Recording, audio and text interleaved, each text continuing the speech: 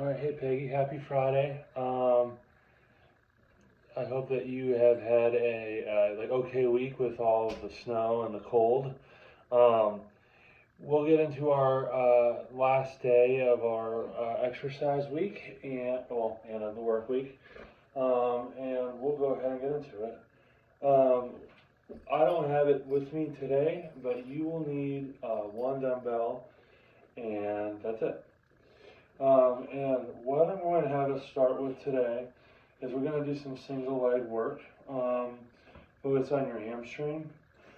And sometimes I have you do it with the chair, other times not. Today's going to be one of the days that we don't do it with the chair.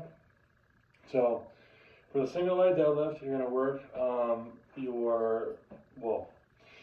the working leg is the weight, or is the leg that does not have the weight on the side. So if my right leg is working, the weight's going to be in my left hand, and I am going to slowly hinge back.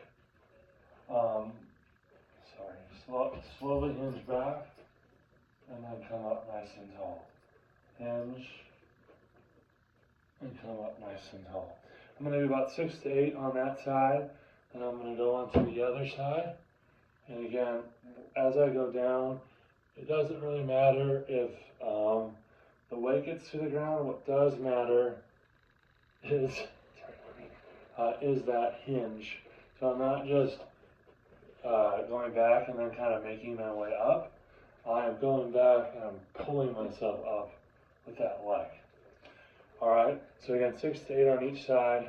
Then I'm going to take my one dumbbell, and I'm going to move to the ground, and I am going to do my single side press. And with that one, remember, it's a little bit better if you're doing it on your bench. Watch out, honey. If you're doing it on the bench, but no matter if you're on the bench or on the floor, as that weight comes down, your torso is going to want to roll off and follow. So just remember, your back stays flat as you do your press. And you're going to do 8 to 10 on one side, and then switch and do the same. So again, nice and controlled on the way down. Get that elbow all the way to the ground if you can, and then come back up. After that, I am going to have you I'm going to have you do something a little bit different for abs. Sorry, I don't know why I did that with the camera. I am going to have you do a little bit more intense core work. It's a little bit of progression of a plank. And for this one, you're going to be flat on the ground again. Your arms are going to go above your head like this, so they're just kind of resting. And then your legs are going to be up off the ground. And this is called a hollow body because my legs are off the ground and they're just hovering. They're not like way up, they're just hovering.